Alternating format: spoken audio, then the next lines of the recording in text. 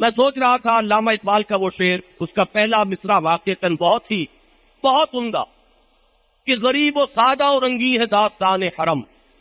یہ داستان حرم جو ہے، آپ کو معلوم ہے کہ اس کا آغاز حضور سے نہیں ہے صلی اللہ علیہ وسلم۔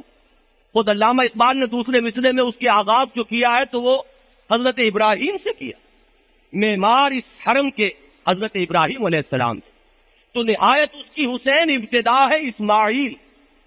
ویسے اس بات کو ذرا آگے بڑھائیے، بات اس سے بھی آگے کی ہے۔ خانہ کعبہ کی تعمیر کے ضمن میں بھی ایک تحقیق یہ ہے کہ اس کے معمار اول حضرت آدم تھے۔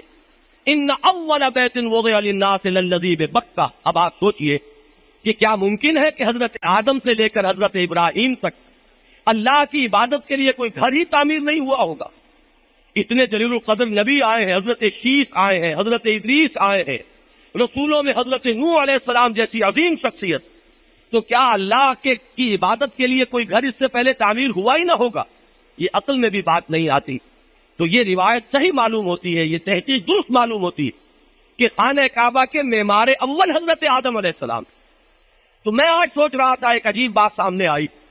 قرآن مجید نے جس قدر اہتمام کے ساتھ حضرت آدم علیہ السلام کے دو بیٹوں کا واقعہ بیان کیا، وَاتْلُ عَلَيْهِمْ نَبَأَ ابْنَيْ آدَمَ بِالْحَقِّ إِذْ قَرَّبَا قُرْبَانًا فَتُقُبِّلَ مِنْ أَحَدِهِمَا وَلَمْ يُتَقَبَّلْ مِنَ الْآخَرِ قَالَ لَأَقْتُلَنَّكَ۔ دو بیٹے ہیں، حضرت حابیل اور دوسرے کا نام قابیل ہے۔ دونوں نے کچھ قربانی کا اہتمام کیا، اور ابتدا میں یہ روایات سے ثابت ہوتا ہے کہ اللہ تعالیٰ کے ہاں کسی کی قربانی یا نذرانے کی قبولیت کے لیے ایک علامت بھی مقرر تھی، اور وہ علامت یہ تھی کہ غیب سے ایک آگ ظاہر ہوتی تھی جو اس قربانی کی چیز کو یا اس جو بھی نذر پیش کی جاتی تھی اسے کھا لیتی تھی۔ تو وہ آگ ظاہر ہوئی اور حضرت حابیل کی قربانی قبول ہو گئی۔ فَتُقُبِّلَ مِنْ أَحَدِهِمَا وَلَمْ يُتَقَبَّلْ مِنَ الْآخَرِ، دوسرے کی قربانی جو ہے وہ قبول نہیں تھی۔ اب اس سے بھی یہ ثابت ہوتا ہے کہ کوئی نہ کوئی واضح علامت ہونی چاہیے، ورنہ کیسے معلوم ہو میں نے بھی قربانی دی، آپ نے بھی قربانی دی، کیسے معلوم ہوا کہ یہ اللہ کے ہاں قبول ہو گئی اور یہ قبول نہیں ہوئی؟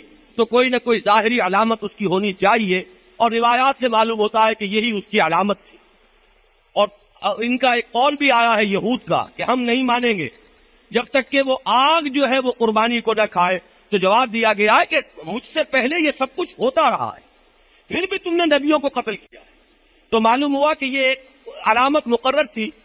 اب جس شخص کی وہ قربانی قبول نہیں ہوئی وہ آگ ہو گیا غصے میں لال ببو کا، اور اس نے دنیا میں یہ جان لیجئے کہ جرم کی اور سب سے زیادہ ظلم کی جو بنیاد ہے وہ حسد، تکبر اور حسد میں سے دو چیزیں شمار ہوتی ہیں۔ لیکن تکبر جو ہے در حقیقت وہ ایک انسان کا سبجیکٹو احساس ہے، ایک داخلی احساس ہے، اور حسد جو ہے اس کا تعلق دوسرے شخص سے ہوتا ہے۔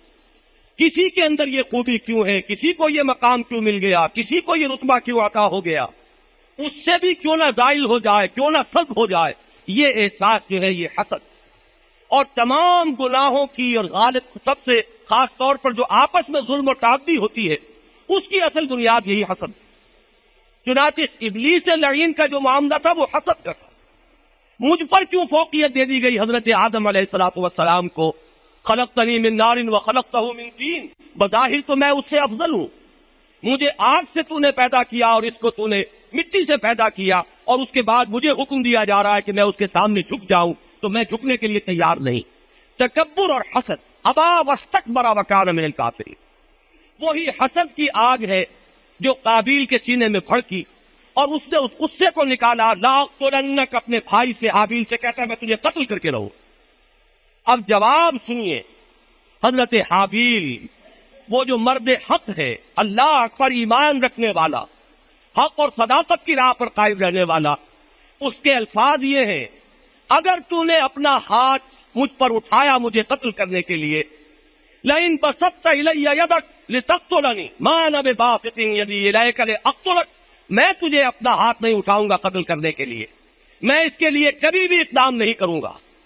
اور یہ کہ اس کے بعد اسی حالت کے اندر اس نے جان دے دی، بھائی نے قتل کیا، اور بھائی کے خون سے اس نے ہاتھ رنگین کر لیے، اس طریقے سے ایک فیصلہ کر کے کہ میں اپنی مدافعت میں بھی ہاتھ اٹھانے کے لیے تیار نہیں، میرا فیصلہ یہ ہے کہ تو اپنے گناہوں کے ساتھ میرے گناہوں کا بوجھ بھی اپنے سر لے لے. تو مجھ پر ظلم کرے گا، ظالمانہ اگر تو میرا خون بہائے گا تو اس کا نتیجہ یہ نکلے گا کہ تیرے جو گناہ ہیں وہ تو تیرے کھاتے میں ہیں ہی. مجھ پر اس ظلم کرنے کی وجہ سے تو میرے گناہ بھی اپنے سر پر لے لے گا اور پھر تو جہنمیوں میں سے ہو جائے گا، اور یہی ظالموں کی سزا ہے.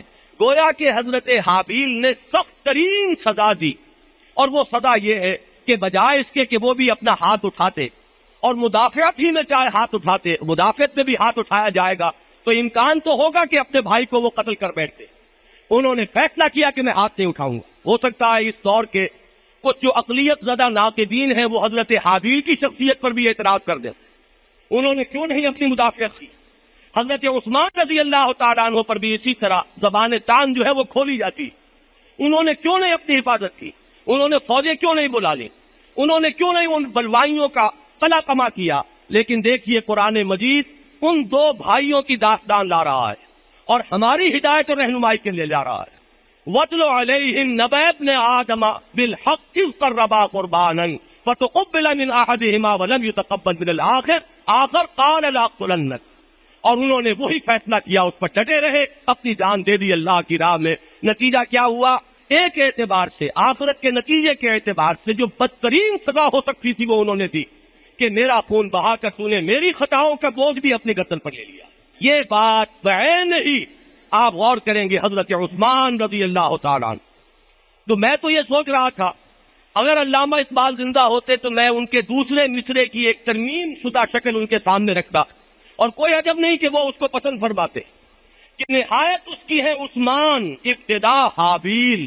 اصل میں تو معاملہ شروع ہوا اس نوع کے قتل کا معاملہ، مظلومیت کی وہ انتہا کہ جو حضرت عثمان رضی اللہ تعالیٰ عنہ کی شہادت میں ہمیں نظر آتی ہے، اس کی مثال جو ہے نقطۂ آغاز اس کا وہ حضرت حابیل کا قتل ہے قابیل کے خاطر. لطف یہ ہے کہ یہاں بھی قتل کرنے والے کافر نہیں تھے، یہاں بھی کلمہ گو تھے، مسلمان تھے جیسے کہ قابیل کا معاملہ. اور یہاں بھی حضرت عثمان نے یہ فیصلہ کیا. ذہن میں رکھیے حضرت علی ایک ایک فرد ان میں لاکھوں پر بھاری، حضرت طلحہ، حضرت زبیر.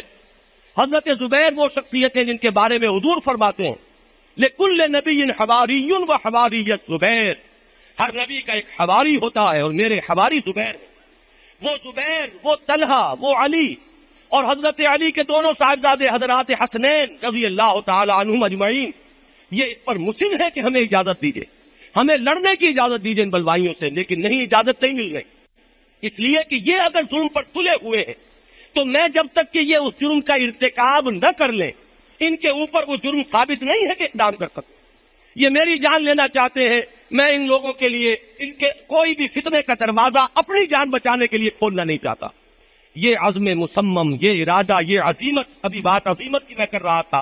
واقعہ یہ ہے کہ عزیمت کا ایک چٹان اور کوہ ہمالیہ اگر کہا جائے حضرت عثمان کو رضی اللہ تعالیٰ عنہ تو یہ بات غلط نہ ہوگی. وہ شہادت ہے حضرت عثمان کی رضی اللہ تعالیٰ عنہ.